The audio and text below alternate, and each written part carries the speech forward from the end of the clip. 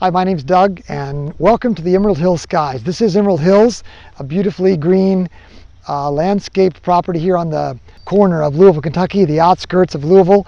Sun's just setting over there in the west. Wanted to take you on a bit of a journey tonight through a setup of electronically assisted astronomy kit, an EAA kit.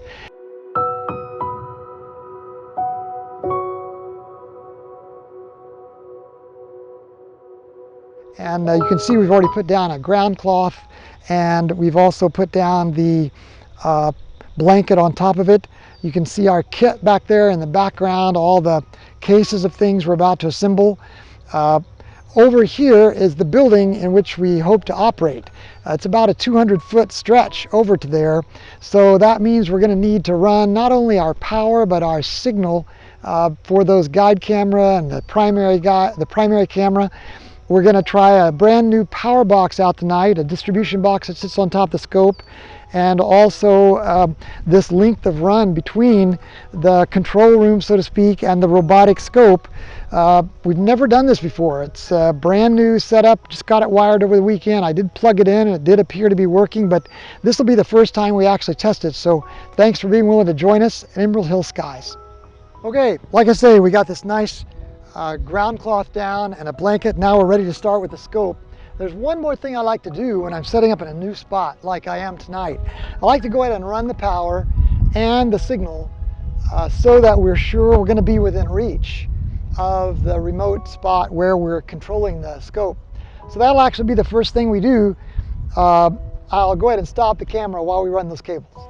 Okay, plenty of space. We ended up with our electric and our Ethernet cable with plenty of space to spare.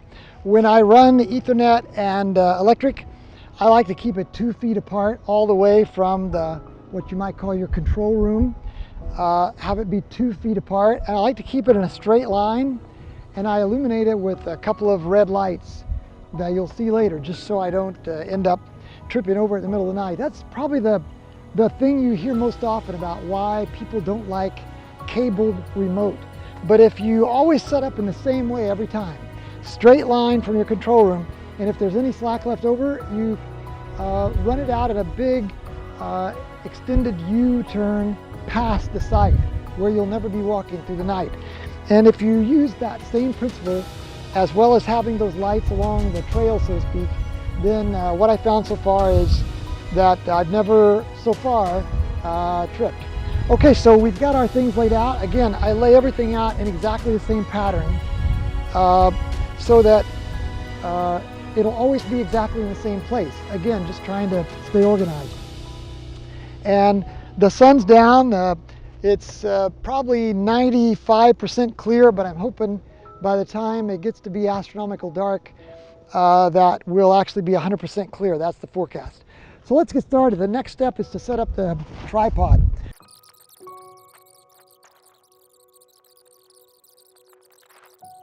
So here's the level that I use. It's one of these digital levels.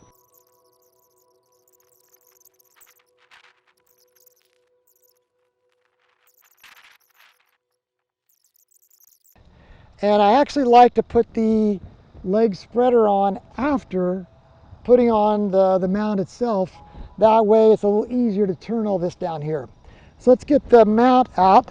The mount is the name that we use to describe the heavy piece of metal that the telescope's going to actually rest on, and it is heavy. We're talking about something like 40 pounds, 42 pounds or so.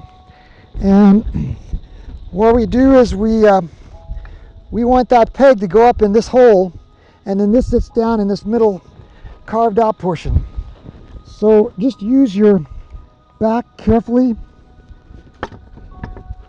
And once it's up there, then you could gently tighten the clutches. I like to leave the clutches loose while I'm attaching it to the tripod.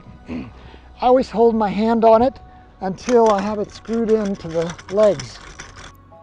The very next thing that I like to do before I forget is drop the little counterweight bar, so I don't forget to put the weights on, because that's very important to have the weights on before you mount the scope on top. Apply, you know, pretty good pressure to make sure those legs are completely extended. Okay, so now remember we've got this bar extended, so that reminds us not to forget the weights. And so I put my cases in a place that's pretty close to where I'm going to need to access the item. You don't want to lose this toe guard. I wonder why they call that a toe guard. I think I know, because without it, these weights might fall on your toes. Weights are on, scope is level. We don't yet have a pull star, but let's go on and put the optical tube assembly on. The OTA, you know, every scope is different. This is the way mine functions, but you'll have to figure out what scope, you know, you use. I like to pick this up in such a way that I know how I'm carrying it, and the RASA has a nice handhold here that allows you to be able to really reliably carry the scope around. So I like to pick it up in such a way that I'll be able to put it on the top of the mount and keep in mind that every moment you have it up here is a moment that it's vulnerable. So don't let go of that handle. And then once it's in place, I'm going to estimate roughly where it has gone in the past based on a guess. Okay, this looks good. These are tight. So now I can let go. But that's a very methodical process to watch, because you know you don't want to have that scope on the mount, you think, and then you let go and it really wasn't, and it falls to the ground, and you know, suddenly you have a $500 or $600 repair bill. The next thing I do is take off the lens cap and put these this piece of foam back in the case, and then close the case again, trying to keep dew out of everything as much as possible. Now the camera has a lens cap on it. I take the lens cap off just before mounting it on the scope, put it back in the camera case. Okay, now we want to put the dew guard on next, but before we put the dew guard on next, we have to wire things, and tonight it's going to take a little extra time to wire because we have this new electrical box, and I don't know how to describe this other than just to say that it's got all of our power and all of our USB signal and the dew buster, which keeps the dew from falling on the front corrector plate of the scope. It's got all that now inside of this box, and this box rides on top of the scope. So I've never used this before. This is the first time. Just built this over the weekend.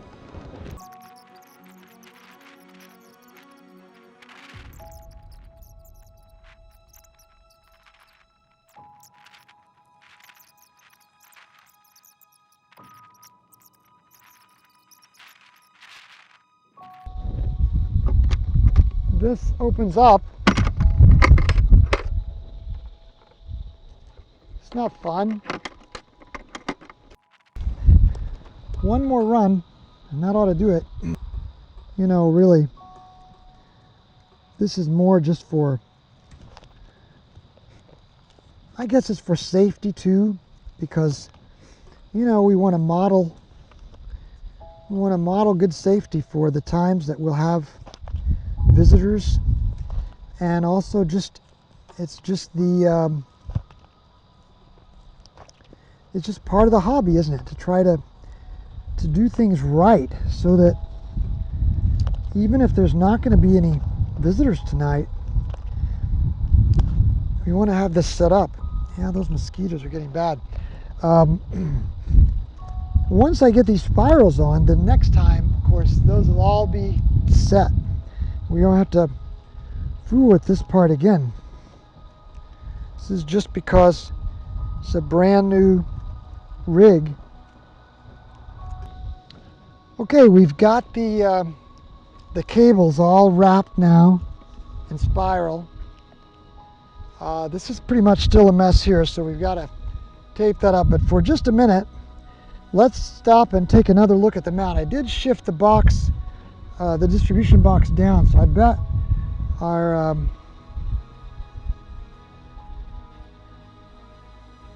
that's still really good, isn't it? Just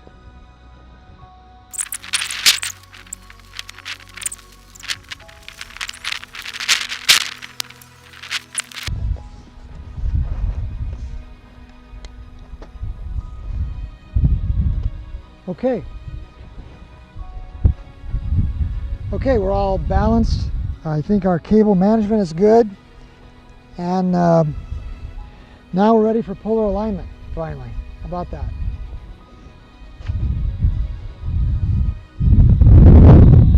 Okay, we've switched now to the view under the scope, and this is the moment of truth.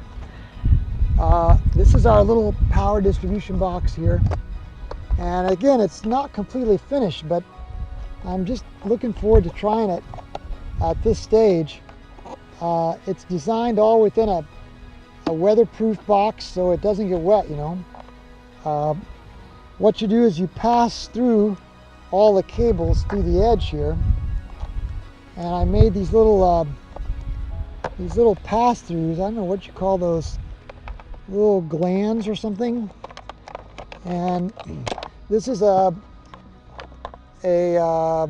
Meanwell AC 110 to 12 volt adapter here, and then over here in the corner there's a Meanwell AC to 24 volt adapter there. Boy, I'm nervous. This is the first time to try this. Here's where we plug the Ethernet cable in, and that's from the scope, so we'll plug that in there. And then here's where we plug the 24 volt in, and look how it's a different adapter, so that way you never get your 12 and your 24s mixed up. These 12 volt adapters, one for the mount, and then this one goes straight up into that box on top. They plug in using more of a traditional cigarette lighter adapter plug. Now you notice I don't have the box plugged in yet because I'm nervous. Let's see, what am I forgetting? We are going to need to connect a temporary Ethernet cable there to our laptop that we'll use during polar alignment. And these aren't protected plugs. You know how those little clips break off. So I think I'm just going to temporarily plug that like that and just let the top just close gently during polar alignment. And then once we're polar aligned, we'll unplug that, and then we'll plug in the long cable that goes actually to the control room. So man, here we are. We're ready for the moment of truth. I'm so nervous. Let's go ahead and plug this in. Yikes, I'm nervous. It's the first time to try this. Okay, so the 12 volts registering 12.1 volts there, but we don't have these turned on yet, so I'm going to turn those on next. Okay, cross your fingers. Okay, this is where we'll plug. Let's see, we actually will get this little adapter here, and we'll plug it into this. And the way this works, that goes into the link, the jet going over, And then this box normally will be inside. That's another power control box. But during polar alignment, we start with it out here. So again, let's cross our fingers. This will plug into the power back here. And then this is where we'll plug into our laptop. This is going to go into the USB, and this goes into the back of this little gizmo. And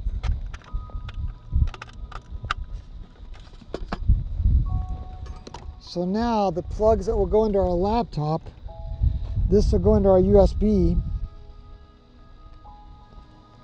So we're ready to plug this in, I think. Okay. Wow, nothing's like blowing up yet, as far as I can tell. This is what the box looks like up on top. We're going to open it up now and turn on the dew buster. I put some I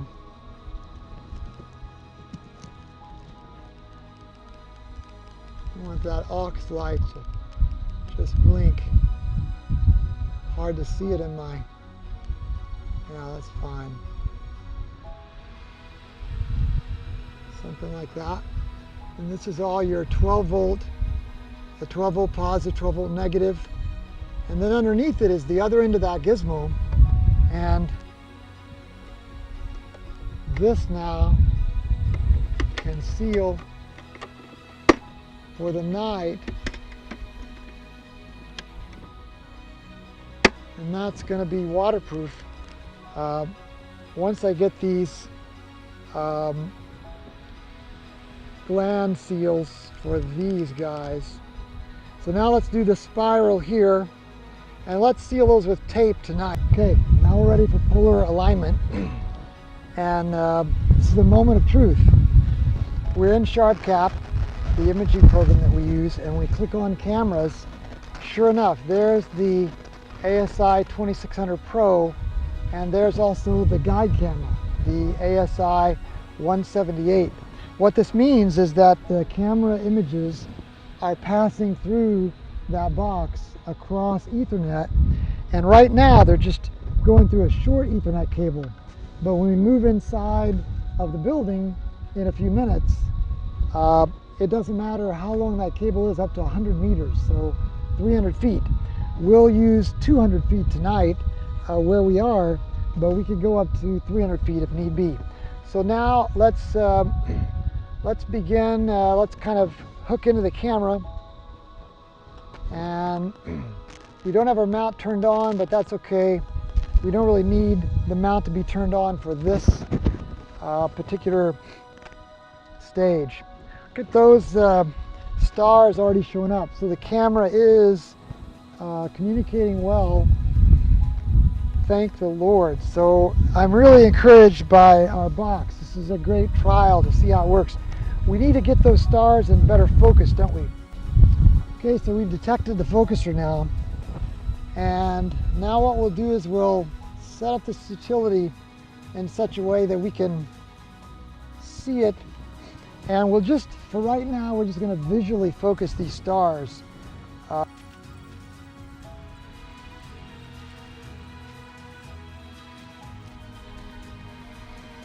Okay, that's close enough. Let's close that. Okay, we're all hooked up. We're focused enough for polar alignment. So now we're just going to go to camera and choose the ASI 2600 Pro. I'm going to go to tools and say polar align. Right away, the next button turns green. And now it says rotate the RA axis. So we loosen this clutch and turn it about 90 degrees. And then we tighten the clutch again. And Then it says hit next, and now we're ready to start turning the physical bolts. So notice it says the air is 6 degrees. We need it to come left 2 degrees, and down here we can also look at down here as well, left 2 degrees. So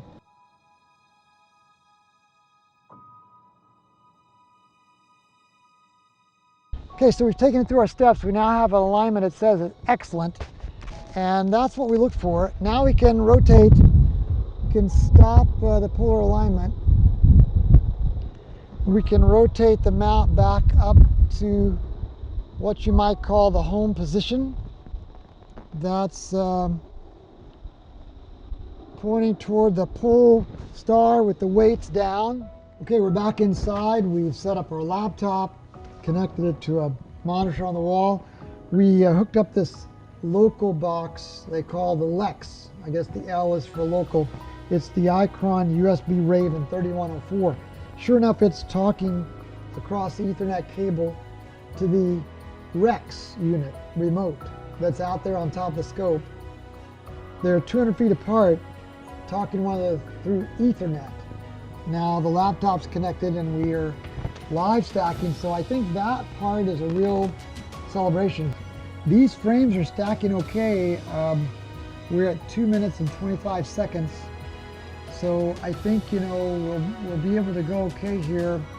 If we zoom in a little closer, you can see that